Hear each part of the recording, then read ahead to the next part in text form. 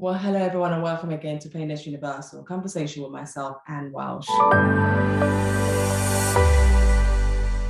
Today we'll be talking to Dr. Phil Parker about his research, his work, especially about how the mind, body and soul connects. He has worked extensively with people that have chronic health issues. He completed his training as an osteopath, but has learned about other tools that addresses the emotion aspects of people's issues. He works as a mind, body, and soul connector, helping individuals connect with their self, helping them find their joy within their own selves. He's a therapist, he's a healthcare speaker, a trainer, and he works as an NLP. Over the past few years, Phil has been involved in the NLP's Leadership Summit, which looked at raising awareness, research, and value within the field of NLP. In 2021, he won the ANLP Inspirational Award for outstanding contribution to the field. We'll be asking him about the full meaning of NLP, which I want you to stay tuned to find out, and how this method is different from the traditional method. We'll be talking to him about his research work and being an author, why he felt it's so important that we connect to our mind, body, and soul, why we should ask questions, and how we could deal with anxiety, depression, and anything that bothers us. Methods we can use to fight these issues that we might be going through. We'll be talking to him about who is Dr. Phil, what are the key things that makes him and has helped him to find his joy along the way. The world is so messy, it's so bumpy at the moment. There's so much out there, causing so many people to be filled with anxiousness, to be filled with, what is going on, asking beautiful questions and rightful questions.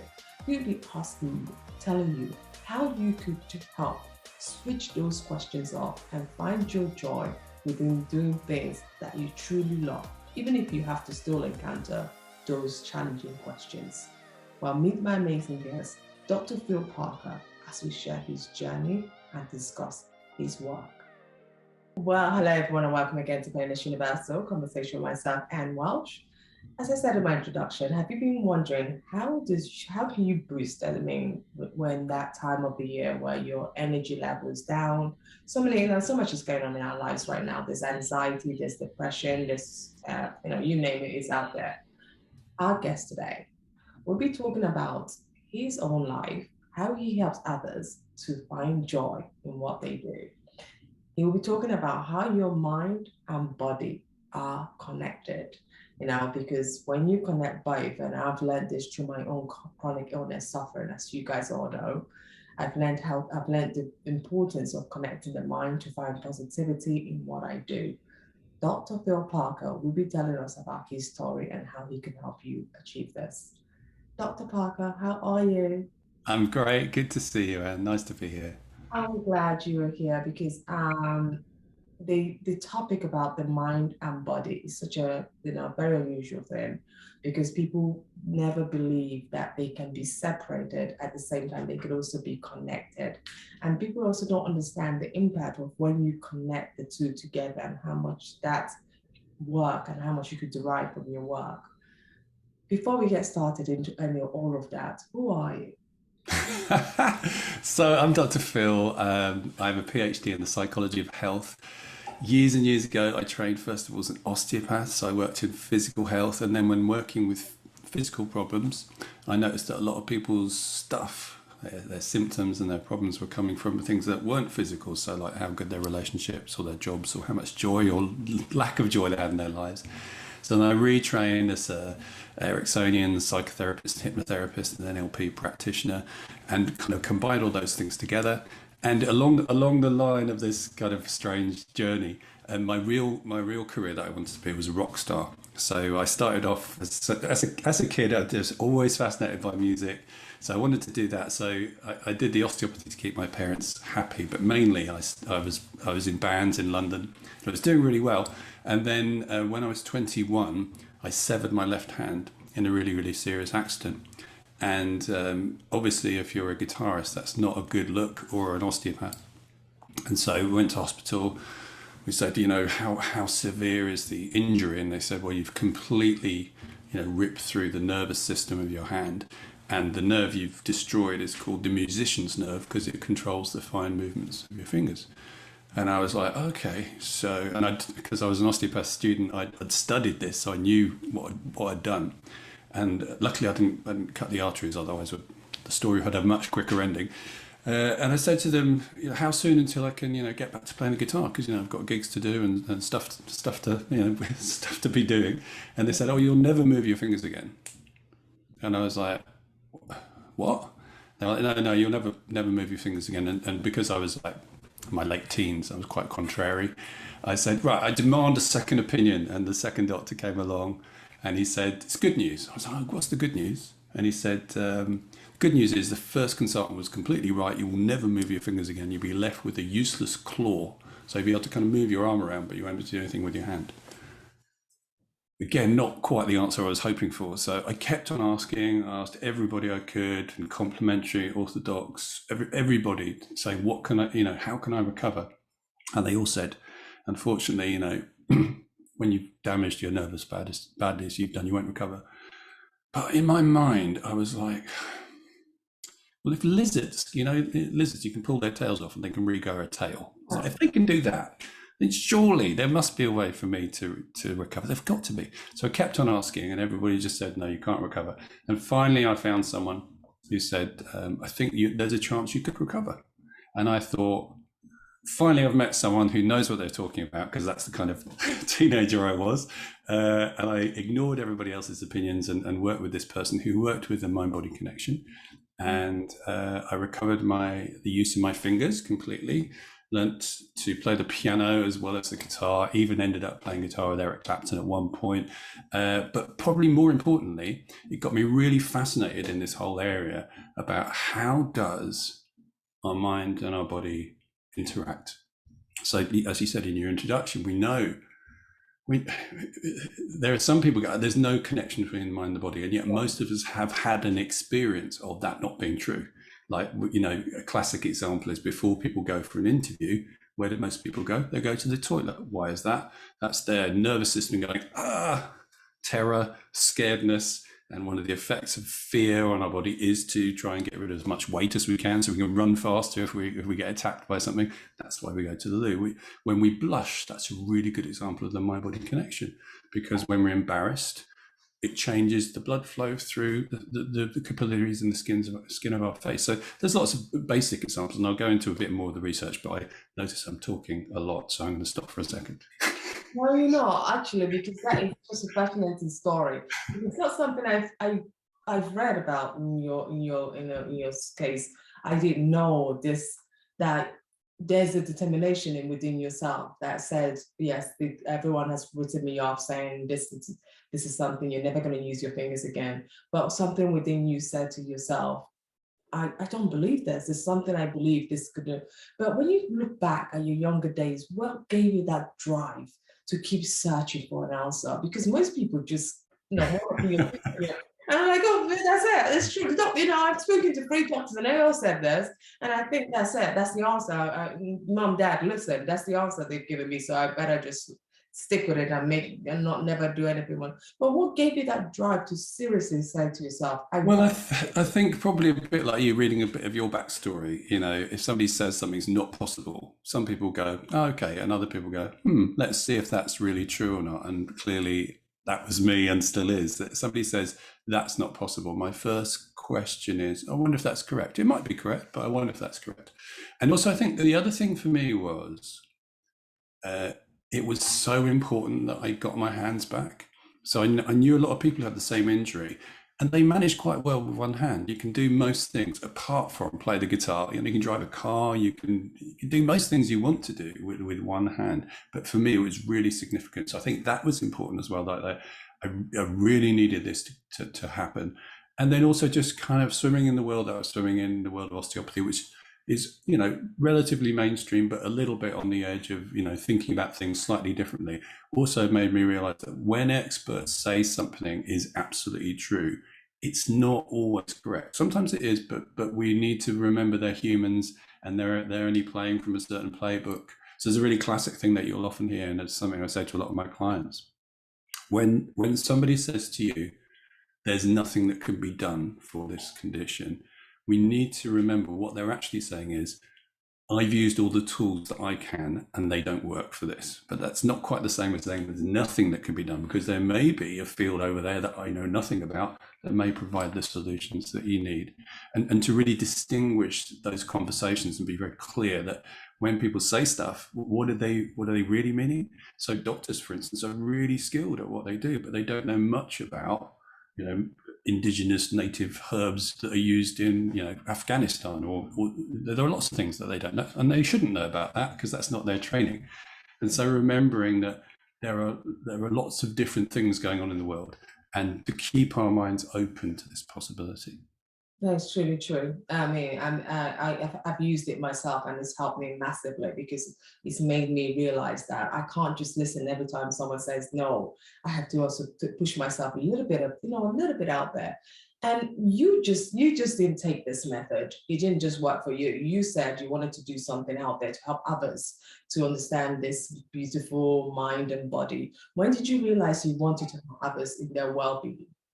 Well, I think always is, apart from always wanting to be a rock star, I was always interested in health and how bodies work and how people could be happy and all that kind of stuff. So that was, always important for me. And then the careers that I chose, I was going to become a doctor, and then I spent too much time playing guitar and ended up being an osteopath instead. So I was always interested. But when this happened to me, it kind of really opened up this.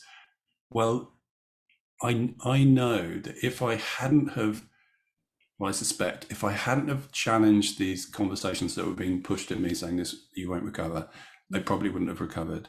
And that made me think, I wonder how often that happens, that somebody gets told something.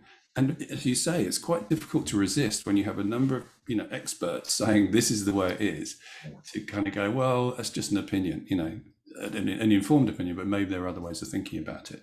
So that kind of got me really intrigued by how, first of all, what is the effect of those kind of conversations? So let's say in a healthcare scenario, when somebody says you can't do this, or moving completely out of health, when a parent says, you're a girl, you'll never be able to achieve this, or where a teacher says, well, you're no good at this, or possibly even more importantly, when we internalize those conversations, carry them around on our head, where we keep on hearing the voice of that teacher going, you're no good at this, and we keep on reminding ourselves and saying, I'm no good at this. What is the effect and impact on that? And how can we change that? Because the really interesting thing about a lot of those internal conversations is the person who said that a long time ago isn't in your life anymore. This is you running these patterns. So if they're not very helpful, is there a way to change it? And that raises really interesting conversations about and I'm just currently writing another book about this at the moment, about the power of words, that words, which are something that we kind of throw away and don't really consider very much in healthcare, particularly. Words are, but words are incredibly important because they activate neurology, and neurology is really the secret to understanding how could the mind actually affect the body. Well, because the brain, which is primarily here, is connected to every single part of your body through a network of nerves, a bit like electrical cables. It's checking out every single part of you, finding out what's going on, telling it what to do, gathering information. And of course, the brain also is where we do our thinking. So the way we think affects our neurology, and our neurology affects our body, and vice versa. Our body affects our thinking. So they did an interesting study where they had people drinking those little kind of probiotic yogurts like Yakult and stuff. And they found if you drank them consistently for a month, there'd be a change in your brain, because there's a massive nerve that goes from your gut called the vagus nerve that goes into your brain. It's a cranial nerve, and most of the information goes up. And as a result of good gut function, it improved the way the brain works. It actually developed a particular part of our brain called our insula, which is where we have creative thoughts and dreams and stuff. So there's really interesting connections going on that people need to know about, because this is our body and we should know more about how we can use it. Yeah, I think your living example is just how you've got your fingers to work again. I mean, that is so phenomenal. But you went on to become a practitioner of the neuro-logistic programming. I've never heard of it, I have to be honest with you, and I would love you to explain to me what this NLP really stands for and how you got started into it. Yeah, okay. So NLP, Neurolinguistic Programming, the easiest way to describe it is the three words. So neuro is how your nervous system works. Linguistic looks at language and words. So we've talked a little bit about words already, and I'll talk about some more research into what words do to our neurology. But words are really important, not just how I communicate to you, how you communicate to me, but also how we communicate with ourselves. And there's also non-verbal communication, which also fits within the field of linguistics, which is where people say stuff and there's a mismatch between what they say and how they say it. So that classic thing when people say, hey, look, you're on a date, and they go, you're a really nice person, I really enjoyed the evening. And you know what's coming next is, but I never want to see you again. So we can pick up all these kind of nuances in language. So language affects our neurology. And then the last thing is P, which is patterns or programming. The recognition that quite often we run on automatic pilot. And our brain is a massive predictor of events. A bit like our prediction text on our iPhone. It works really well, it can be really valuable, and sometimes it can be disastrously wrong. So the predictions that we have about how the world works can be really helpful, and sometimes they can be dreadful. Sometimes we can get ourselves in the car and we head off to the office and we end up at the supermarket by mistake because we haven't been paying attention. Or sometimes we can get in an argument and we can feel it happening. It's a very familiar, repetitive argument, and we feel powerless to stop it. So we can find ourselves in kind of rat runs of ways of thinking that are not very useful. Phobias are a good example of that. Repetitive conversations, habits, thoughts that we have that aren't very useful. And what NLP looks at, and it comes from a kind of long heritage of other cognitive behavioral approaches. It's quite linked to lots of things. But fundamentally, it looks at interesting ways to help people shift out some of those patterns, to think about the world in a different way, and to change particularly how they use language, which then in turn will change their neurology. So how do you interpret that with the news, for example? When you look at the news, the way the headline media is everyone pouring so much at us.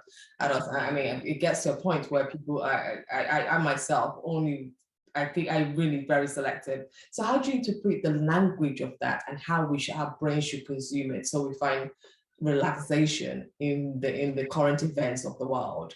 Well, it's a really good point you make. I mean, the problem with the news channels is they are not designed to give us information. They're designed to emotionally get us excited in some way or another, whether it's a little puppy at the end of the news where we go, oh, or it's some disaster. They're trying to get our neurology activated, and they've got a tough job because with social media, which is so instant and also so designed to get our neurology activated, they're working harder and harder to hook us in, to draw us in with the big headline, with the big disaster, with the big reveal. So how do we deal with it? Well, one of the ways, as you say, is just turn it off, to selectively look at what you look at. With social media, you can do that. You can mute certain channels. There's a problem with social media, of course, in which we can end up living in a little bubble where we think everybody agrees with our version of the world and we don't experience what else is going on in the world. We saw that certainly in the US elections where, Trump voters had a very particular version of what was going on compared to the Democratic Biden voters. So how do we deal with those kind of things? Switch them off as much as we can. I think the other part of this conversation is, how do we deal with people? Because it's more difficult to switch people off, and yet people will be doing that a lot of the time. So how do we deal with that? And that's then about, how do we manage situations where people are exposing us to difficult thoughts, emotions, triggers, words, whatever it is. And it's about, how do we take responsibility for finding ways to get our nervous system to be okay, even in the face of noise coming at us. And that could be a difficult person, or having a child who's having a tantrum, or a tricky conversations you have to have at work. But managing those kind of things, and this is something I often say with the courses that we teach, is it's a bit like the things you never learned at school that you really need to learn, like how to deal with a difficult boss, how to ask for a raise, how to deal with a marriage, how to deal with kids, how to deal with illness. These are things that never got covered, and yet they're the things that kind of trip us up most of the time. Oh wow. And there are actually ways around those kind of difficult conversations, especially if you have to deal with, for example, chronic illness, pain, or having those difficult conversations. Are there key steps that you always you stick to, and you always try to recommend people to say, these are the key things that you're going into a difficult conversation, these are the key things you should prepare your mind for? What would you say? Yeah, there's a couple of things, some of which you're not going to like very much, actually. The first thing is, I'll explain why. The first thing is getting yourself into the most useful state of mind. Right? So if we go ready to be stressed, ready to be angry, we are more likely to. So there's some good research by a lovely guy called Irvin Kirsch, which is called response expectancy theory, which is, if we think something's going to happen, we kind of mentally prepare for it, and then we're more likely to respond in that way. And this is the same for drugs. If you give someone a pill and they go, I've had one of these before, these work really well, they'll get a better response than if I've had this one before, it made me sick. They're more likely to get sick, even though the pill may not be similar at all, even though the pill may be a placebo. So the first thing is learning how to manage your state. There are lots of ways to do it. Two simplest ways are to breathe, and the second one is to remember a time when you felt the way you want to feel. So if anybody's listening right now and they want to feel more calm, Yes. what you need to do is just lower and slow speed of your voice, just like I'm doing now, and to allow yourself to recall a time when you felt deeply calm and relaxed, and just notice as you connect with that feeling, how that feels. Now, just by doing that, you will reduce your level of arousal and become calmer. The other thing, this is the bit you're probably not going to like so much, is the importance of words. So words are super important. And the reason you may not like this very much is because of the word you happen to be holding in your hand on your lovely purple thing, which is the word pain, or painless, in fact. Yes. So the research is, if you give people put them in an MRI scanner, right, which sees brain activity, and you give them a set of cards, and you shuffle them up, and some of the cards have a word to do with grocery shopping, like avocados and bananas, and the others have words about pain, and you randomly give them a word to read, and they read the word. If it's an avocado, cucumber, you don't really see much brain activity. But when you see the word pain, when they read the word pain, you get a lighting up of the areas that process pain. Yeah. So the word pain, I've said it about 7 times now, but that word, every time you say it, it triggers more experience of it. And this is a real problem, because if you're someone who has an experience of pain in their life, the kind of internal conversations you're likely to have are likely to be about your symptoms. It's completely reasonable. A lot of the conversations you'll have with your friends will be, how are you feeling today? How's it going? More conversations about pain. Same with your doctors. Same about, you go into the disabled car park space. Everything kind of reminds you of the pain. And each time you do that, and this is another really interesting concept called neuroplasticity, NP for short, which is basically that your brain wires itself depending on use. So it's a bit like a muscle. If you go down the gym and you exercise this muscle, it will get stronger. If you exercise a pathway that goes into pain, by keeping on using it, it becomes stronger, and the one that goes to the opposite starts to fade away. And so people who have got used to experiencing pain, their neurology becomes very kind of hardwired to experiencing it. So when you give them as you've probably had in your life, a pain questionnaire that says something like, on a scale of 0 to 10, 10 is the worst pain you've ever had, and 0 is no pain, how much pain have you got? Then actually what you're doing is triggering this already well-wired response, and people will feel more pain. Unfortunately, it's the same with the word painless, because it has the word pain in it. Yeah. So if you think about my dog, who's not in the room at the moment, but my lovely dog, she knows what the word walk is. So if I say we're going on a walk, she gets excited and she spins around.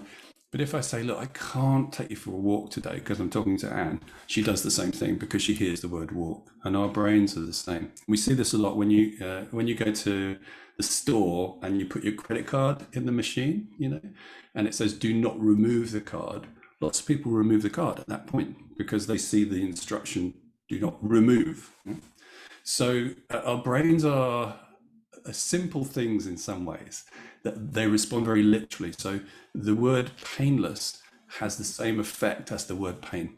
It rewires our brain to think about it. So when you go to to have a difficult conversation, what you do not want to be doing is going, I'm not going to get stressed. I'm not going to get upset, because as soon as you say that, you're actually going to make that happen. What you need to do is train yourself to say the opposite. So instead of saying, I'm not going to get stressed, you're going to say, I am going to be really deeply calm. And instead of saying, I'm not going to be upset, you're going to say, I'm going to stay rational and logical and in my center. And if you do that, then neurologically, you will steer yourself into a place where it'll be much, much easier for you to have the conversation that you want to have, independent of what the other person is doing. I love what you said about the painless, because I find that with words, I go myself and I see a word and I automatically think, but the one thing I love about the painless is that I always also think about pain first. And I think about, okay, painless. This is what he's trying to say. He's trying to help me reduce and find how I calm myself down. How did I get through that pain to get into a better place? And I think it's something to do with the brain and the body, the mind connection, because you have to connect everything. You have to connect, get those feelings back, and you have to get those joy and know how to mix it up in a pot. But I'll go back to my question about the NLP, which is something you really talk about. When you think about NLP, what differentiates NLP from the most common practice used, the psychology people use the approach? So, probably the most common approach in psychology for helping make change is CBT, cognitive behavioral therapy, okay, which has some similarities with NLP, and they both have a kind of the same roots in looking at how our thoughts affect our feelings. So, if we go back a bit in time to Freud. The Freudian idea was we have this kind of beast within us, this unconscious thing that's always trying to do weird things, and we're in conflict with ourselves. That's one model that a lot of people have moved away from, and now it's more like, we get used to doing things through practice. Sometimes we see the world in a slightly wonky way and make decisions that are not appropriate, and we need to straighten that out, and that's where CBT comes in. NLP is similar to that, but particularly it looks at how can we use our body? How can we use movement? How can we be more aware of our language? How can we access states? And NLP is really interested in finding out what's going on for you as a person, rather than what we would generically apply to people, because everybody is different. So virtually no NLP session would look the same, because each person would be treated as what's going on for you? Can we find out what, so you've got a phobia, what's happening in your head when you think about this snake? Or if you are depressed, we would be kind of going, well, how is that happening? How can we help you? And then we'd build some kind of treatment based on what we need to do to change that. Okay, so what events in your life led you on this path of believing that the NLP method has worked? I know you've talked about your fingers having this thing. Were there any other trigger points that led you to this path to say, we're based on a unique method? Yeah, well, so when I damaged my hand, I didn't know about NLP. I didn't really know much about psychology. It was a bit early in my career. And then when I started to work with clients and try and explore this whole area of where the body and the mind and language and all that thing fits together, the thing that I found made the most sense was reading NLP. I was like, now that matches my experience, like what your beliefs are about something, how you can change these things. And the other thing that NLP is quite well known for saying is, you can actually change things much quicker than you might think. It challenges a lot of beliefs. A lot of existing therapies said, oh, it takes years, it takes a long time. So if you look at the standard treatment in the NHS for phobias, it's probably 6 to 8 sessions. With NLP, it's normally one. So there's a lot of difference in the speed at which NLP makes a difference. And that really spoke to me about, oh yeah, well, I've already seen expert opinion turning out to be wrong. So I'm always interested when people have new ideas. So that was kind of interesting for me, reading books and kind of going, that makes sense. And then putting it into practice and going, well, does this actually work? And seeing people making extraordinary change. Just last week, I was working with someone with the lightning process, which is the thing that I've developed that's slightly separate from NLP. I worked with somebody who's had chronic anxiety for decades. And within a week of seeing her, so we do the lightning process 3 days seminar. A week later, she was driving a car where before she couldn't drive a car. She was going out on her own, whereas before she had to go out with her husband. She was singing, doing all these things she couldn't normally do. And we were just reflecting on, if this had been a drug, if I had given her a pill and within a week she was able to do these things, people would be knocking on my door going, can we give you a Nobel Prize because you have changed this person's life? Because literally her life is, and her family's life are completely different. And it's interesting, we have this worldview that if you give medicine and it makes a difference, then that's good. If you do it in a different way, people are a little bit cautious of it. And like, well, is that okay? Is that allowed? Is that proper? Is it going to last? We have a very different relationship to how we think about medicine, physical medicine, as opposed to how we think about mind body. And I've done some really interesting interviews with some of the leading researchers in this field.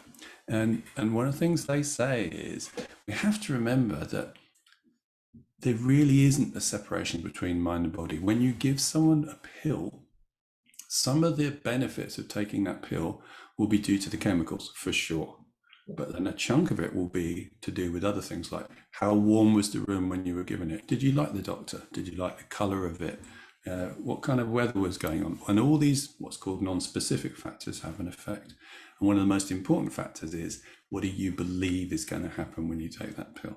And so all those things remind us that when we think about medicine, that a chunk of every result of taking any medicine is nothing to do with what's inside the pill. And I'll tell you more about that in a minute, about some of the amazing research into this, because it's quite mind-blowing.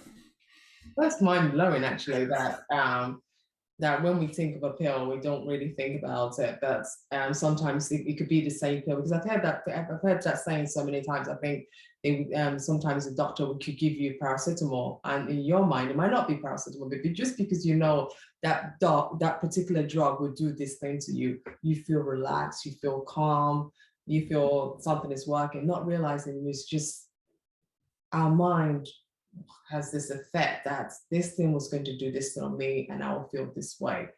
On that note, how can we connect? Because that's really the key question. How can we connect our mind and body so we could perform in a unique way and help us feel better in our day-to-day lives? That's a good question. That is a really good question.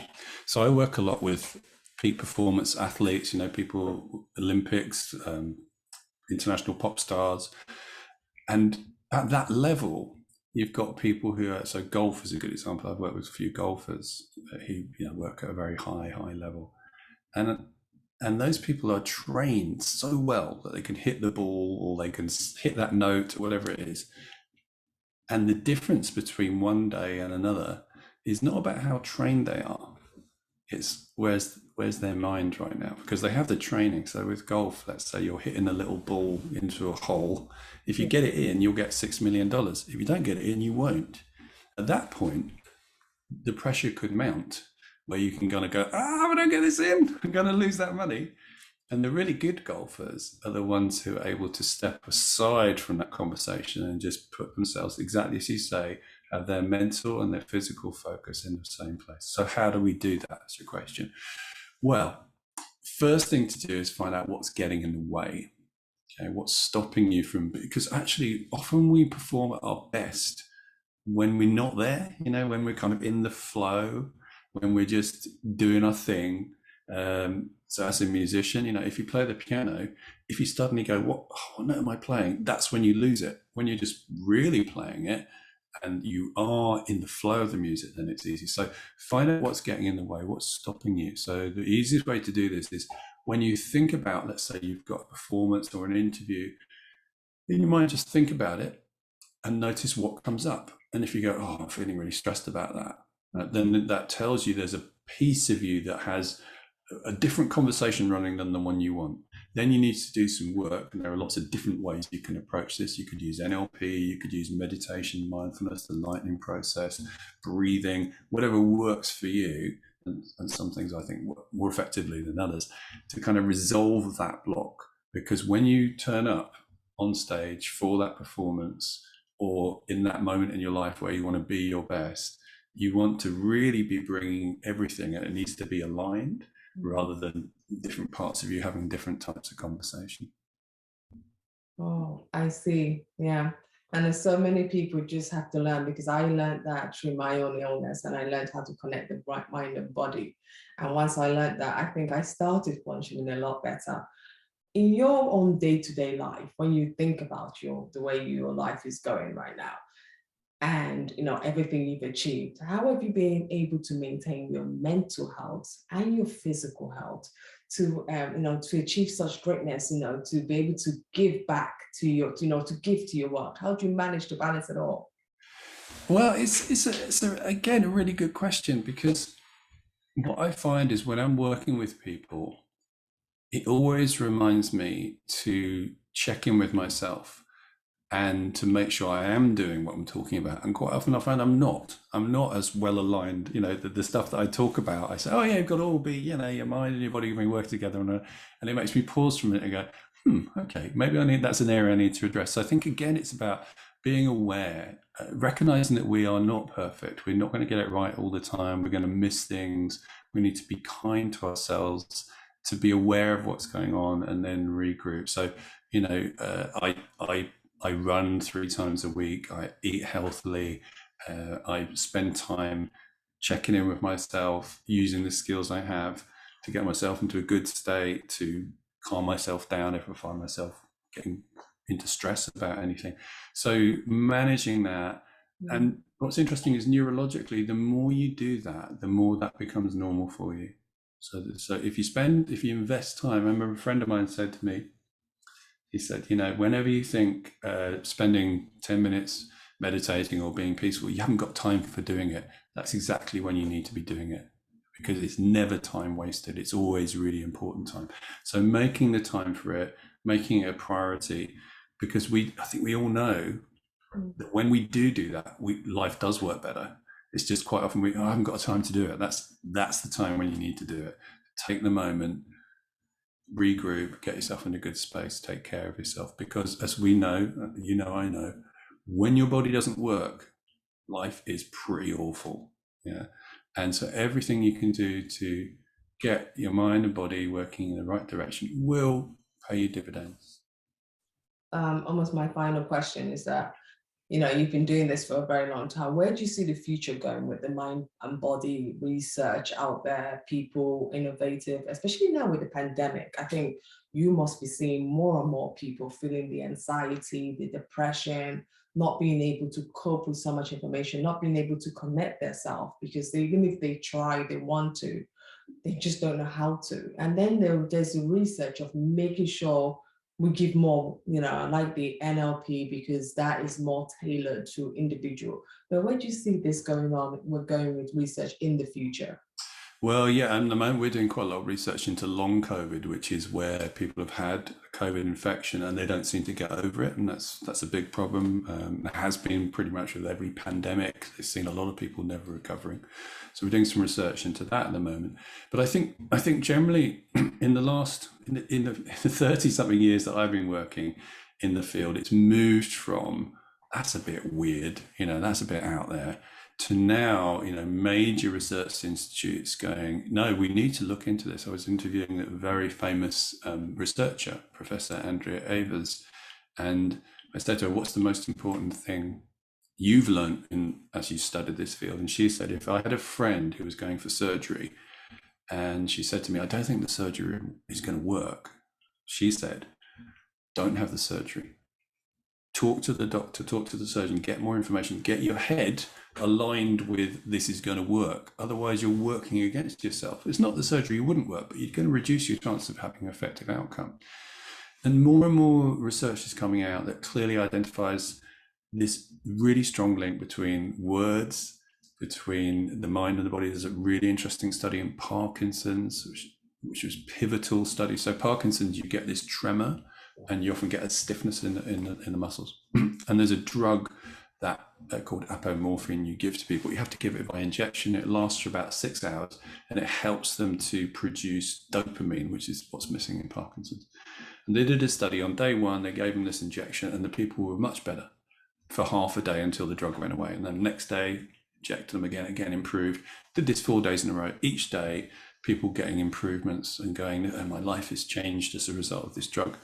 But interestingly, on the 4th day, they swapped the real drug for a pretend drug, just water. Right? But because they'd had 3 positive experiences, when they had the 4th one, exactly the same. The tremors stopped.